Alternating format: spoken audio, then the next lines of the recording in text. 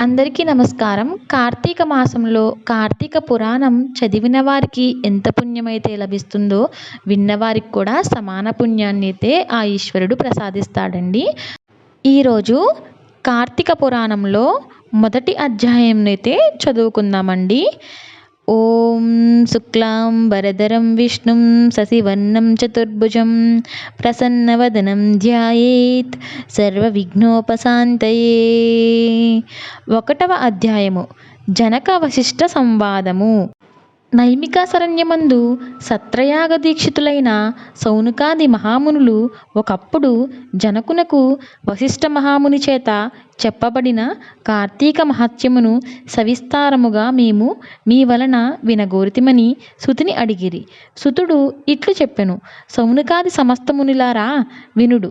ఈ కార్తీక మహత్యమును వశిష్ఠ మహాముని జనక మహారాజుకు చెప్పెను. పూర్వము నారదునకు బ్రహ్మయు, పార్వతికి శివుడు, లక్ష్మీదేవికి విష్ణువు చెప్పినారు. దీని వలన సమస్త సంపత్తులు ప్రాప్తించును. దీనిని విన్నవారు జనన మరణ రూప సంసార బంధనమును త్రెంచుకుని మోక్షము పొందుదురు. ఒకానొకప్పుడు దైవవశము చేత సిద్ధాశ్రమమునకు బోవుచు వశిష్ఠ మహాముని జనక మహారాజు గృహమునకు చేరెను. అంత జనక మహారాజు వచ్చిన వశిష్ఠుని చూచి సింహాసనము నుండి త్వరగా దిగి సాష్టాంగ దండ ప్రణామంబు చేసెను. సంతోష పిలాంకుతుడై అర్ఘ్యపాద్యాదముల చేత పూజించి మునిపాదోదకమును తన శిరస్సున చల్లుకొనెను. బంగారపు ఆసనమునిచ్చి వికసించిన తామర పువ్వుల వంటి కన్నుల గల వాడను సమస్త సుగుణ సంపన్నుడగును అగు మునికి భక్తి భావనతో ఇట్లని విన్నవించెదను: బ్రాహ్మణోత్తమ, మీ దర్శనము వలన ధన్యుడనైతిని. నేను చేయదగిన పుణ్యం ఇంకేమీ లేదు. ఇప్పుడు మా పితరులందరూ తృప్తి నొందినారు. మహాత్ముల యొక్క దర్శనము సంసారులకు దుర్లభము కనుక ఇప్పుడు మీ రాక నాకు శుభములకు కారణమైనది. సూతుడిట్లు చెప్పెను.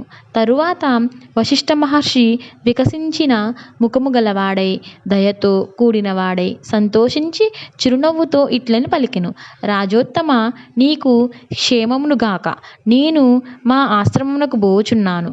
రేపు మా ఇంటి వద్ద యజ్ఞము జరుగును. దానికి ద్రవ్యమును ఇయ్యగోరుదును. ఆ రాజిట్లు పలికెను: మునీశ్వర, యజ్ఞమునకు చాలా ద్రవ్యమును ఇచ్చెదను. కానీ వినువారి పాపములను పోగొట్టు ధర్మరహస్యములను నీ వలన వినగోరితిని.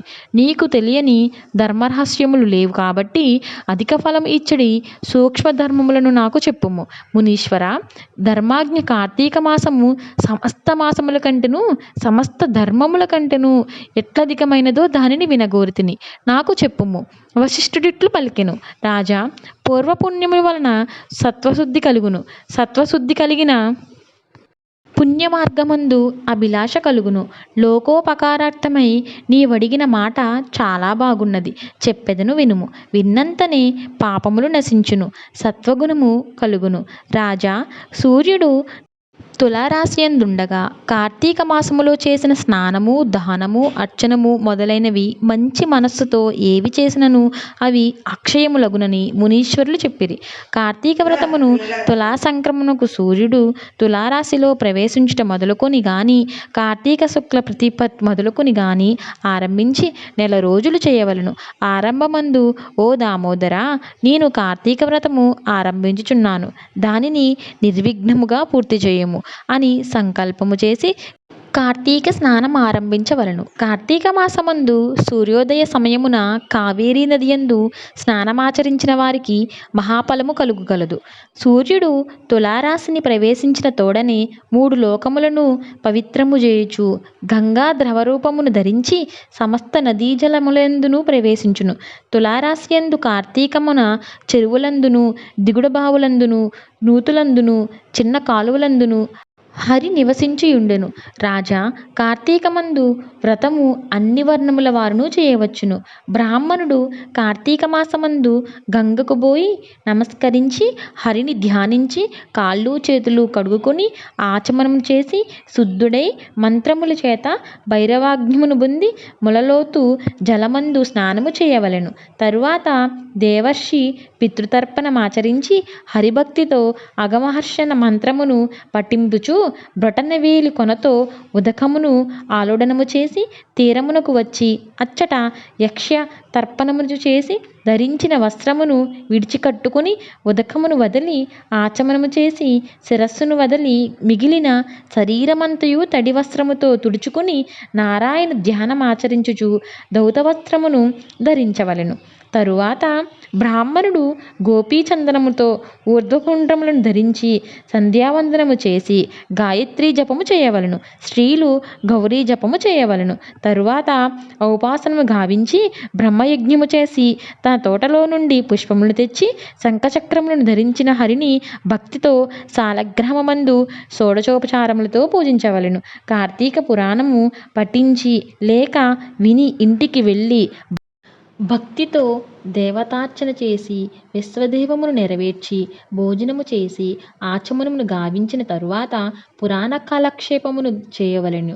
సాయంకాలము కాగానే ఇతర వ్యాపారములన్నింటినీ ఆపివేసి విష్ణాలయమందు గాని శివాలయమందు గాని తన శక్తి కొలది దీపములను పెట్టి భక్షభోజ్యాదులతో స్వామిని పూజించి వాగ్బుద్ధితో విష్ణు స్తోత్రము గాని శివస్తోత్రము గాని పఠించి నమస్కారములాచరించవలయును.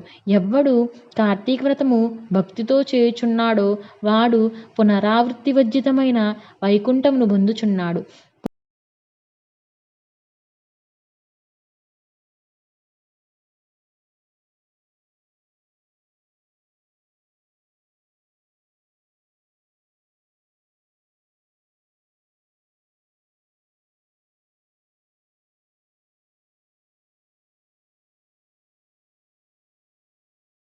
పూర్వజన్మార్జితములున్న ఈ జన్మార్జితములున్న అయిన సమస్త పాపములను కార్తీక వ్రతమాచరించిన ఎడల నశించును.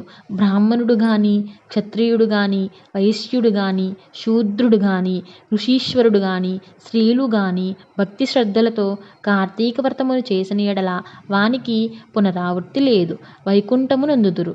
ఎవ్వడు కార్తీక వ్రతమాచరించు వానిని చూచి సంతోషించునో వాని యొక్క పగటి కాలమందాచరించిన పాతకములన్నీయూ నశించును. ఇందుకు సందేహం లేదు. కార్తీక పురాణము 1వ అధ్యాయం సమాప్తం. ఓం నమో శివాయ నమః. స్వస్తి.